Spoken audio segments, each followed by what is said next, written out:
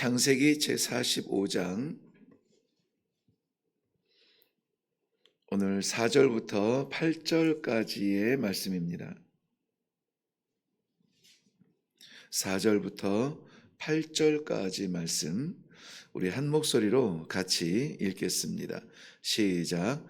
요셉이 형들에게 이르되 내게로 가까이 오소서. 그들이 가까이 가니 이르되 나는 당신들의 아우 요셉이니 당신들이 애굽에 판 자라.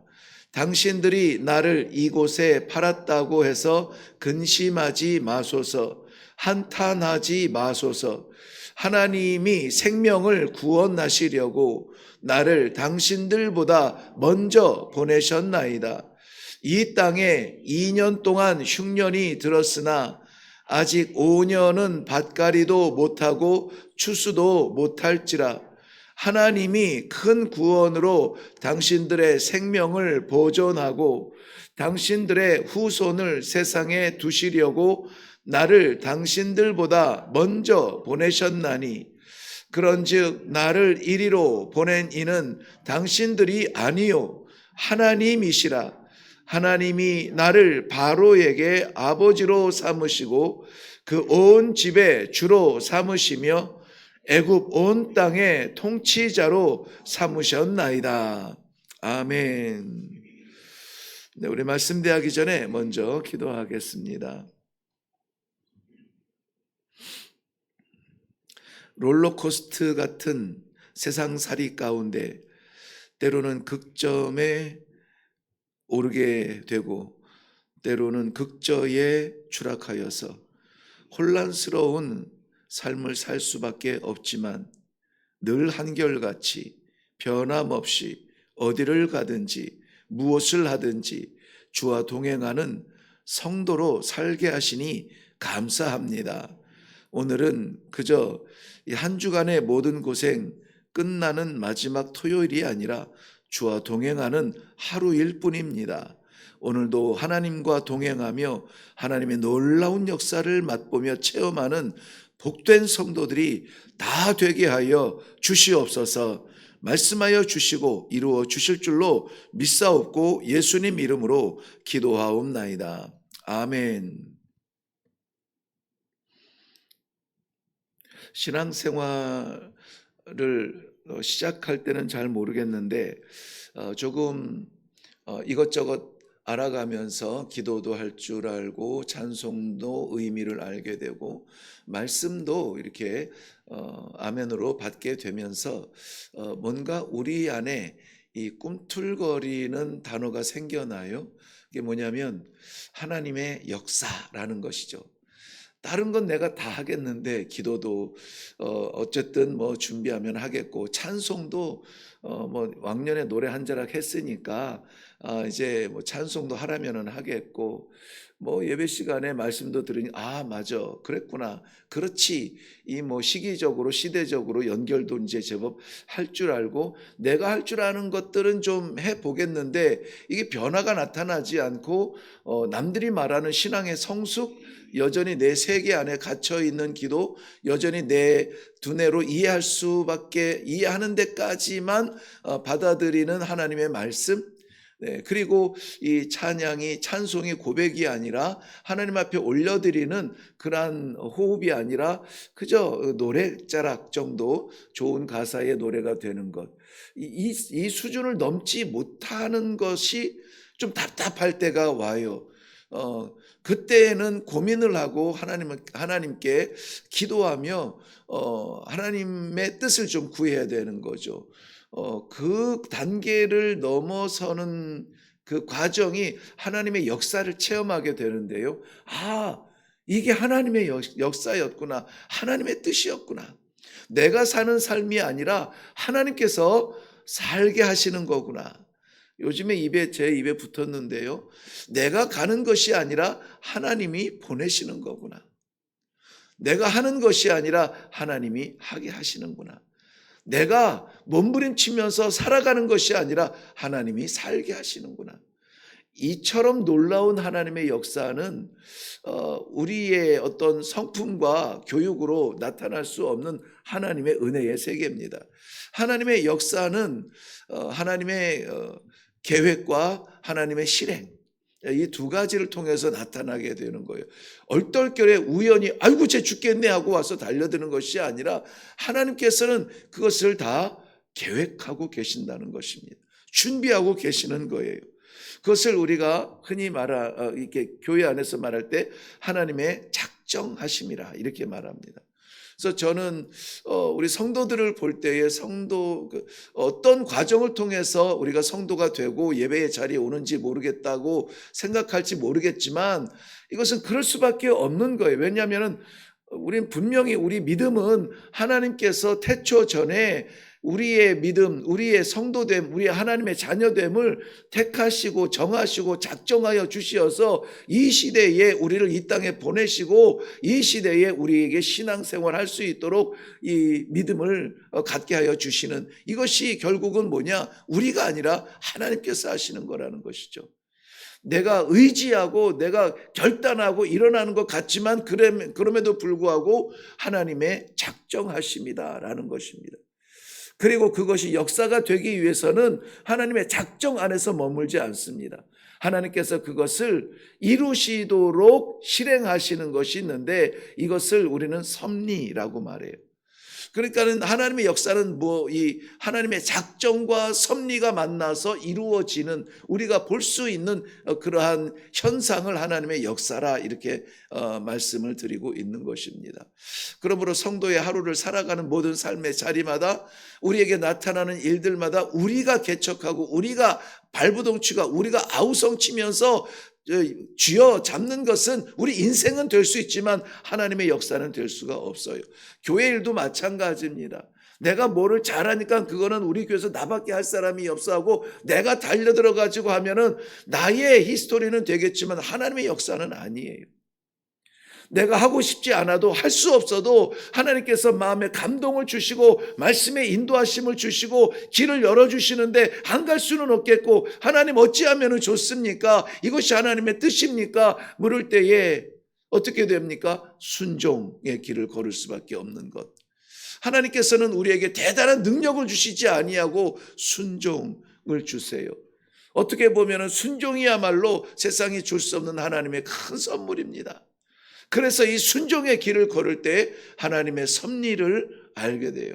그리고 이것이 하나님의 작정이었음을 깨닫게 되며 우리의 신앙은 성숙하게 되어지고 하나님께서 작정하신 그곳까지 우리가 자라나게 되는 것입니다. 이 성경에서는 이 섭리라는 말을, 그런 단어가 직접적으로 쓰여지지는 않아요. 그런데 우리가 하나님의 섭리로 오늘 하루를 기대하게 되는데요. 하나님의 섭리라는 말을 구약 성경에서는 준비하셨다, 이렇게 준비하셨다라는 단어, 준비라는 단어로 쓰셨는데 우리 창세기 22장 8절 말씀에 보면은 아브라함이 이르되 내 아들아 번제할 어린 양은 하나님이 자기를 위하여 친히 준비하시리라 할 때 이 준비라는 말이 섭리라는 말과 같은 맥락에서 이해가 되어지는 것이에요. 우리가 할 수 있는 것은 한계가 있어요. 그런데 하나님께서 받으시는 것은 하나님께서 준비하시는 것입니다. 이게 섭리라는 것이죠. 신약에서는 히브리서 11장 40절 말씀에 보면은 이는 하나님이 우리를 위하여 더 좋은 것을 예비하셨은즉 우리가 아니면 그들은 온전함을 이루지 못하게 하려 하심이라. 여기서는 예비하셨다는 말, 준비하셨다는 말. 그래서 예를 들면 우리가 밥을 먹는 것은 밥이 있어서 먹는 것이 아니라 누군가 그 밥을 해 놓았기 때문에 우리가 먹는 것이잖아요. 마찬가지로 우리가 누리는 삶은 우리가 찾아내고 우리가 발견하는 것이 아니라 하나님이 예비하시고 하나님이 준비하셨다. 저는 이 기도의 자리도 마찬가지예요. 제가 열정이 있어서 이 기도의 자리를 지키는 것이 아니라 하나님이 이 자리를 예비하셨고 저는 순종하는 것입니다. 하루 정도는 좀 늦잠 자고 싶지만 여태까지 그렇게 지내왔지만은 그럼에도 불구하고 정말 이 시대의 하나님의 백성들에게 줄 수 있는 가장 큰 선물은 무엇일까? 말씀의 기회와 기도의 기회밖에 없어요. 우리가 그것을 통하여서 내가 하나님과 동행하는 법을 알게 되고 내가 하나님의 사람이라는 것을 알게 되고 그러면 담대해지고 그러면 우리가 쫄아들지 않아요. 세상에서 빛처럼 찬란하게 빛날지언정 어둠 가운데 헤매지 않습니다. 그것을 살지 못하는 것이 안타까우니까 그러면 어떻게 해야 되지? 직업을 잃은 사람에게 직업을 주어야 되나? 병든 자에게 치료할 수 있는 의사를 소개해야 되나? 이것이 아니라 내가 누구인지를 알게 되면 되는 거예요. 오늘 본문 말씀에서는 요셉의 이야기가 또 다시 이제 나옵니다. 유다의 중보의 사역을 우리가 좀 살펴보면서 중보자로서의 사명을 우리가 받고 나아갔는데요. 오늘 또다시 요셉의 이야기로 돌아오면서 이 요셉이 형들의 그 변화된 모습을 보면서 특별히 유다의 변화된 모습을 보면서 이 복받쳐서 견디지 못하고 형제들 앞에 버티지 못하고 뛰어들어가서 이렇게 눈물을 흘리면서 그 그리움에 사무쳤던 그 눈물을 쏟아내게 되죠. 그리고 나타나서 이제 그 형제들에게 나누는 이야기가 오늘 전반적인 그러한 말씀이에요. 그런 가운데 우리가 놓치지 말아야 될 것이 몇 가지 있어서 함께 우리가 그것을 보고 기도하려고 합니다. 오늘 본문 말씀에 보면은 요셉이 그 형들에게 자기 자신의 삶을 이 고백하는 가운데에서 하나님께서 역사하시는 하나님의 섭리하심을 깨닫게 되는 모습을 보게 됩니다. 그러니까 그 자신의 인생이 아니라 자신이 겪은 고난이 아니라 이것이 왜 그랬는지를 알게 되는 거예요. 왜 내가 아픈지를, 왜 내게 건강만 주시면 내가 마음껏 뛸 것 같은데 왜 내게 이것을 허락하지 아니하시지? 마음껏 뛸 수 없도록 이 끊임없는 이 가시 같은 질병을 내게 주시지? 이 질병 때문에 우리가 못하는 것이 아니라 하나님의 섭리 가운데에 그 질병이 가시처럼 우리에게 박혀 있다는 것을 알아야 돼요. 바울 사도도 그에게 정말 사단의 가시 같은 질병이 있어서 3차례나 끊임없이 하나님 앞에 기도하고 또 기도했지만 하나님께서 하신 말씀은 뭡니까? 내 은혜가 내게 족하다. 족하다는 거예요. 하늘이 땅보다 높음 같이 하나님의 생각은 우리의 생각과는 달라요. 우리는 채우시면은 할 것 같은데 아니, 채우면은 돌아선다는 거예요. 우리는 일으켜 주시면은 하나님을 찬송할 것 같은데 일으켜 주시면은 교만해진다는 거예요. 그래서 하나님께서는 우리에게 가장 적절한 것으로 인도하여 주시니 그것이 은혜가 될 줄로 믿습니다. 오늘 요셉이 깨달은 것은 그 고백 가운데에서 오늘 우리가 4절부터 8절까지만 보았는데요. 그 안에 보면은 계속 반복해서 나오는 말씀이 뭡니까? 하나님. 형들이 나를 판 것이 아니라 하나님이 나를 보내셨다는 거예요. 하나님이 나를 바로 왕이 왕의 그 도장을 찍어서 바로 왕이 나를 이 아비로 세운 것, 머리로 세운 것이 아니라 하나님이 세우셨다는 거예요. 하나님께서 하셨다는 것입니다. 하나님께서 보내시고 하나님께서 세우시고 하나님께서 나를 총리로 삼으셨다는 거예요. 왜 그랬습니까? 왜 그렇게 인도하셨다고요? 한번 우리 말씀을 좀 볼까요? 5절 말씀 보겠습니다. 당신들이 나를 이곳에 팔았다고 해서 근심하지 마소서, 한탄하지 마소서, 걱정하지 말라는 거죠. 하나님이 생명을 구원하시려고 나를 당신들보다 먼저 보내셨나이다. 팔려온 것이 아니라 하나님이 먼저 보내셨다는 거예요. 왜 보내셨다고요? 생명을 구원하기 위하였어요. 생명을 구원하기 위해서. 오늘도 우리가 어디를 갈지 저는 잘 모르겠어요. 우리가 무엇을 할지 저는 잘 모르겠어요.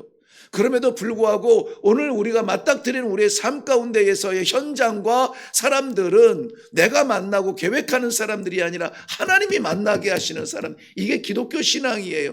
우리가 흔히 말하는 하나님 중심, 말씀 중심, 하나님 중심의 신앙이 뭐냐? 어제 우리 금요 기도회 때도 나누었지만은 내 세계가 점점 줄어들고 하나님의 세계가 점점 채워지는 그러한 성도의 삶이 그것이 이 하나님 중심이라는 삶의 그러한 말씀이라는 것입니다.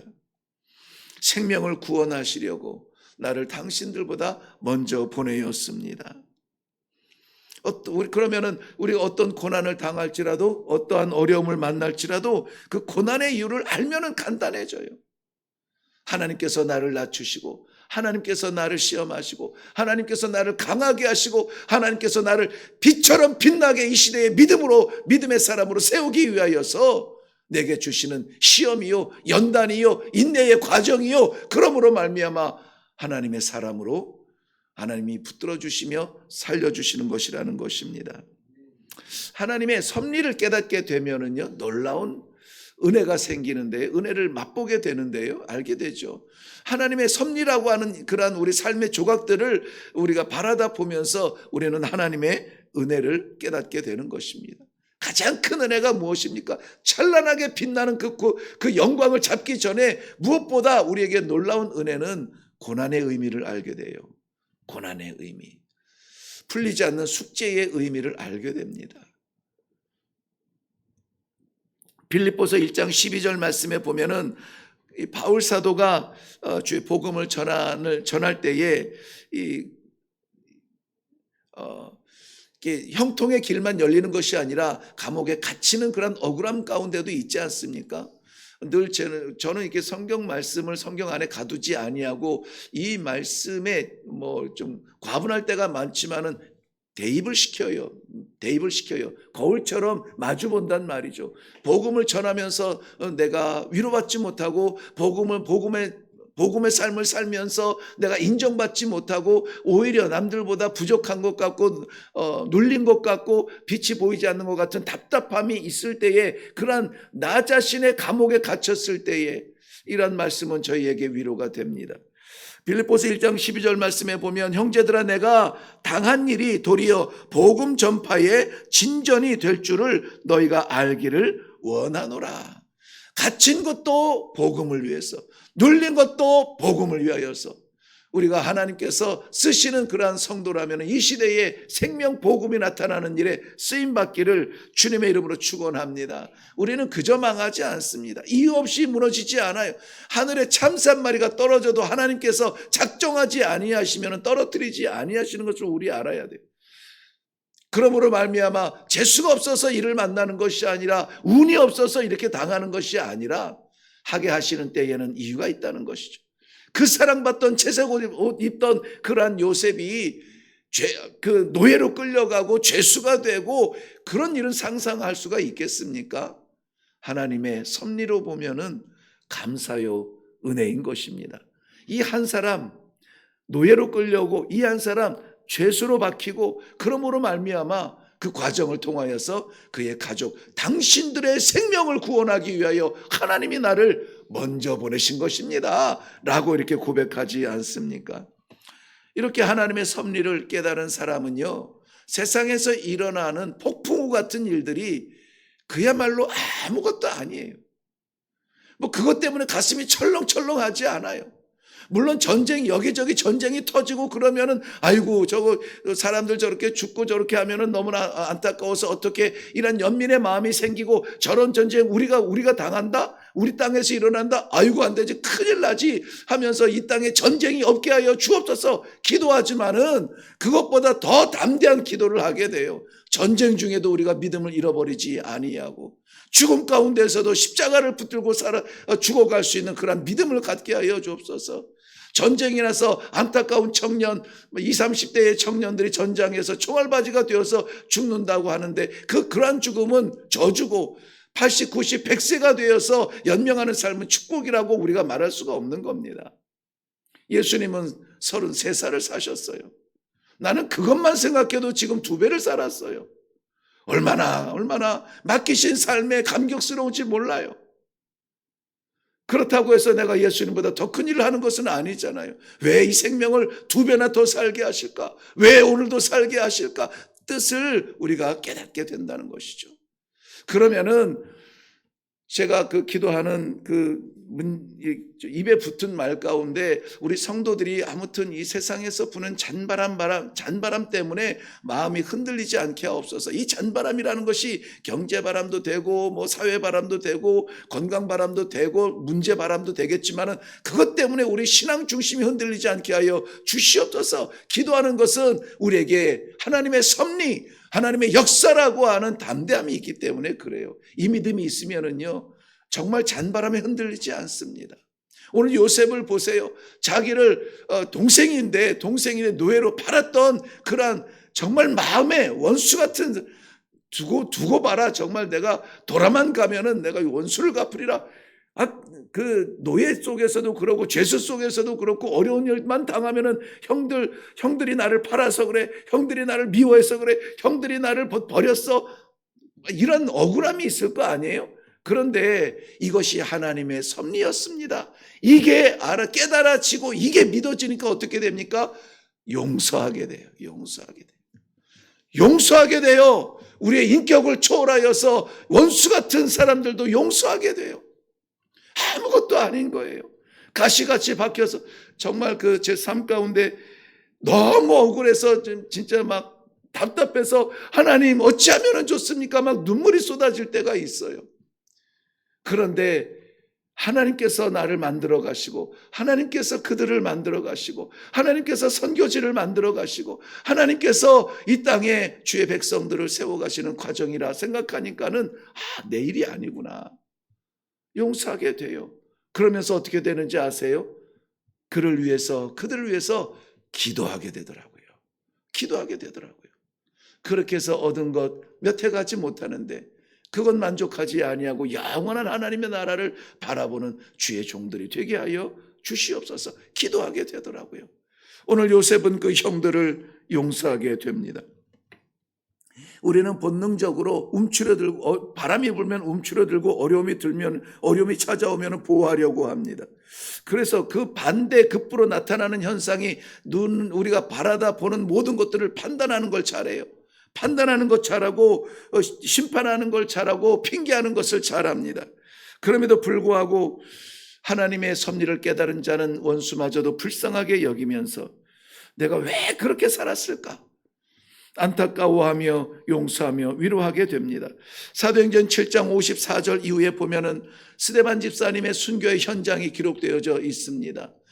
자기를 향하여서 돌을 던지는 그들을 바라보며 그들 뒤에 있는 하나님의 나라를 바라보며 하나님 앞에 기도하죠. 저들을 용서하여 주옵소서. 스데반 집사님이었기 때문에 하는 기도는 아니에요. 하나님의 섭리를 믿는 성도기 때문에 하는 기도인 것입니다. 디모데후서 4장 16절 말씀에는 배신자를 용서하는 바울 사도를 바라보면서 하나님의 섭리를 깨달을 수밖에 없는데요. 나와 함께 하던 자가 다 나를 떠났다. 다 내 곁을 떠났다. 그렇지만은 그들의 허물을 돌리지 않는다는 것입니다.